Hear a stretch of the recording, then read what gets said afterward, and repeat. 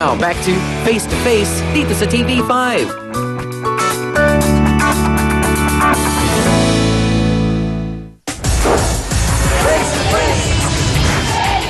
Ang nakakagulat dito, nag-aaway itong si Ariel at si Pretty Boy, pero hindi naman nila alam ang dahilan kung bakit. Ano pinag-aawayan nyo, Pretty Boy? Sige nga, matanong ko. Dahil sa kanya, nag-away yung asawa namin. Bakit nga nag-away? Dahil Bakit? asawa niya yung babae, pinag-aaway niya. Kundi ba naman sira ang ulo niyan eh? Asawa mo sa asawa ko. Nasaan ka no nung nangyari yun? Nasaan ka Bumabiyahe nun? po ako ng motor. Ngayon, dumating ako, nakita ko, nandun sila, nagsasambunutan na, nag-aano na sa lapag. Okay. Sabi ko, bakit di nyo inaawat? Nung pumarada akong ganun, bumaba ako ng motor, inaawat ko sila. Uy, may maawat. Pero, Pero ayaw hindi ko magpaawat sila ng asawa mo. matanggal.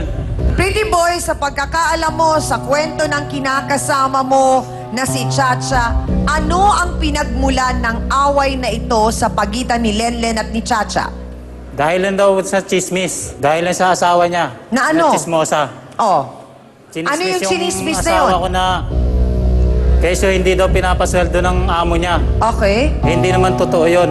Pero ang sabi, base sa research, si Chacha din daw, chismosa nga rin, pareho sila, dahil kinakalat naman daw ni Chacha na hindi si Ariel ang ama ng anak nila ni Lenlen. Totoo yun. Totoo yun.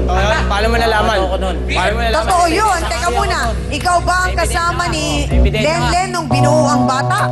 Meron ako nakita ang kasama niyang lalaki. Baka naman, baka ikaw. Ha? May nakita ka lang kasama, yun na? Gabi. Oh. Kasi bumabiyahe nga ako ng motor. Ano naman din sa iyo kung may kasamang lalaki itong si Lenlen? Kasi, nung napansin ko na yon, eto, hindi na naman kasama, di ba? Bakit siya nabuntis? Oh. Kasi nakikita ko Tamang inaala. yung lalaki, nagbibigay ng pera sa kanya. Malisyoso naman masyadong isipan mo. Posible naman kasi gabi. Tapos nung nakita niya kami, Oh, ang tanong ko sa iyo, Humiwalay siya Pretty dun sa Boy, lalaki. pag nakita mo ba si Chacha ng gabi may nag-abot ng pera sa kanya, iisipin mo kagad na may relasyon yung kinakasama mo at saka yung lalaking yon? hindi ako mag-iisip ng ganun. Ang problema lang, bakit siya Siyempre, mas chismoso aalis ko eh. kagad? Yung Alam mo para ba sa yan? nakita ng multo na Chismoso ka. May ganong acting. bigla siya Chismoso eh. nagtatago. Ganon? Alis ako. Ganon. Bigla siya natataranta. Gaano katotoong napang-abot na kayo noon? Gaano katotoong sinakal mo si Ariel, Pretty Boy? Nung away na inawat ko sila, kinabukasan, sinabi sa akin ng asawa ko, bakit ako ang inaawat mo? Bakit hindi mo inaawat si Ariel? Si Ariel, inaawat ako pero sinasambunutan ako. Sabi ko, hindi ko nakita. Tapos nung nakita ni Chacha, nung asawa ko na Oo naman nandun eh. sa labas Asawa ng ko, asawa hinihilan niya, mo, asawa mo, hindi mo nakita ko, di ba? makahanap. Tinawag niya ako ngayon. Nag-aaway na kailangan naman mahawakan niyo pala asawa sila. ko. Ngayon nakita ko siya, nagmumura siya. Alam ko sa'yo. Sinugod ko siya. Ang tanong, Pretty Boy at Ariel, hindi ba kayo pwedeng mag-usap at lahat ng bagay ay kailangan idaan nyo sa pananakit, sakitan, gantihan? Kasi kayo nga mismo hindi nyo alam kung anong dahilan kung bakit kayo nagkakagulo eh. Eh di ba parang eng-eng ang dating nun? Hindi ba?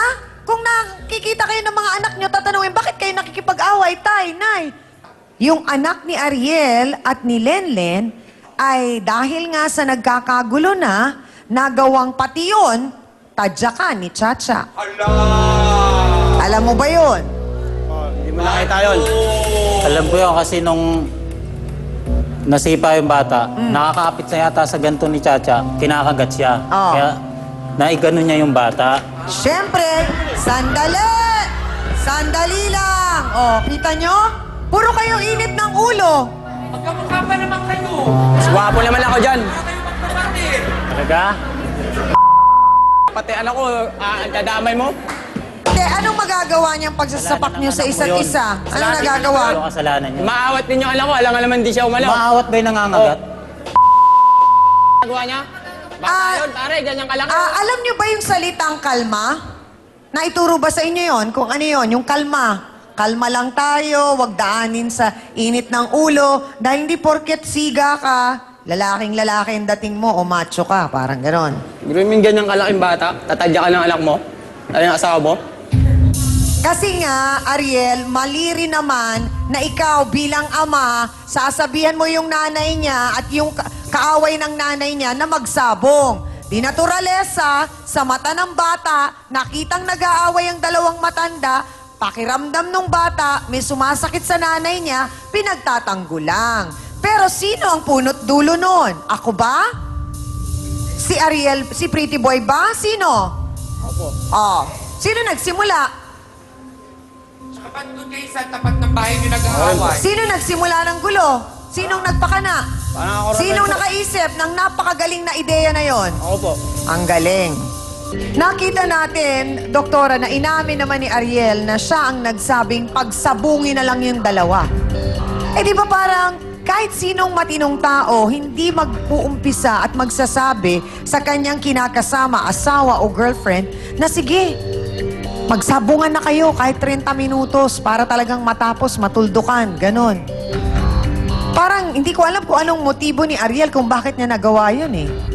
Tsang karaniwan kasi pag sinasabi mo na inuudyok mo at minomotivate mo ang isang tao na manakit sa another na tao, kagaya niyan yung kanyang bali kinakasama, tsaka isa pang yung isang babaeng ganito, parang it's possible na ito ay isang sadistic na behavior. So, yung more or less, ito ay isang klaseng behavior na hindi typical para sa isang, sabihin na natin, normal, sa pamantayan ng mga Oo, tao. at yung epekto noon sa bata, may malaking problema doon. Totoo siya, may malaking problema doon. Kasi unang-una, ang sadomasochistic behavior, hindi siya hereditary. But violent reactions na nakikita ng mga bata, mabilis makondisyon ng mga bata na ang pamamaraan para ikaw ay magkaroon ng solusyon sa isang problema, mangagat, manakit. Yun kasi tinan nyo, napansin nyo na sinabi nga kinakagat na yung si Chacha. So ibig sabihin, pag yun ay naging continuous at walang tamang gabay, chances are magiging violent itong mga batang to. At hindi maganda yun. Oo nga. Marami pong salamat, Dr. Camille. Sa ating mga kasawsawan, narinig nyo naman ang damdamin ng dalawang lalaking parehong apektado sa away ng kani-kanilang mga kinakasama, Hans. Oo nga, Chang. At yung nasa puti, abay sinabihan pang bahala kayong magsabong dyan. Itong nasa pula naman, umawat sana. Kaso makaraan ng ilang araw, abay rumesbak uli na parang gusto ng round 2. So ano? Meron ba tayong kinakatigan sa kwentong ito? Pula ba o puti? Magboto Hans nga tayo!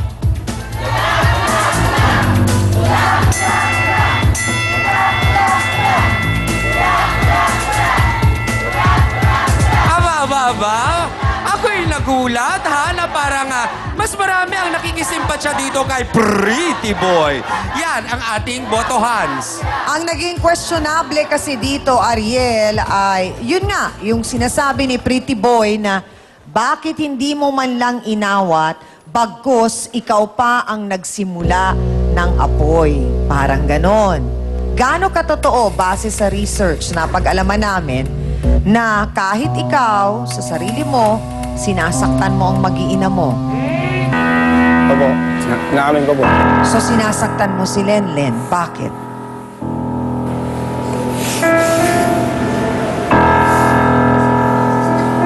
Bakit mo siya nagagawang saktan, Ariel? Hindi naman po araw-araw yung tiyang eh.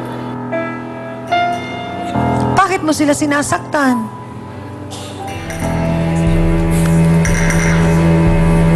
Hindi ko mapigilan yung sarili ko po, tiyang eh. Bakit? Nakainom ka ba? Hindi po. Naiinis ka? No, May parang problema ganun ka? Galit ka? Saan ka galit? Opo, yung sa problema rin po, sa pamilya. Oh. Tiyang kaya ko Ilan po, ang anak mo ngayon? 3 po. 3. So pati ang mga bata, sinasaktan mo ng ganon? Hindi naman po lahat tiyang eh. Yung sumunod yung pangalawa ko po. Bakit? Bali, napalo ko po ng siguro 2 beses po na ano.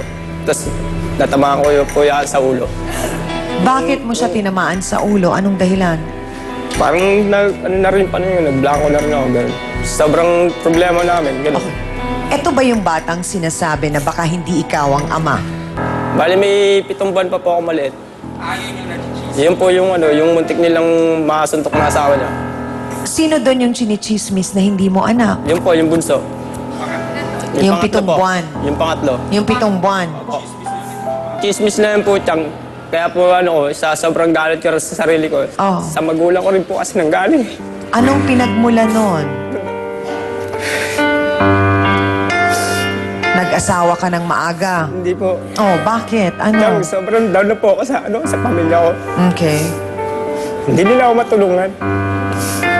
Parang yung imbis na pangatin niya yung naramdaman ko, parang... Lalo niya ka pa niyang ako. dinadown. Itadown niya rin ako, ganun. So bakit yung mga magulang mo at mga kapatid mo, dinadown Chang, ka yung din? mga sariling bahay, Chang. Hindi ka matulungan. Ganun may... Kaya parang ang inaano mo na lang ay itong Imbis na- problema na to sabi ni ko eh, Lenlen, kahit imbis yung na anak ko tulungan mo siya, ay hinayaan mo na rin lang siya kasi nga parang hindi siya nakakatulong sa'yo. Eh bakit kaya ganun na lang din katindi ang galit nila sa isa't isa? Narito po ang mga babaeng sinasabing nag-away po at pinagsabo nga ni Ariel sa kinasamaang palad. Narito po si Jocelyn Lenlen Season at si Charina Chacha Lacap. Pasok!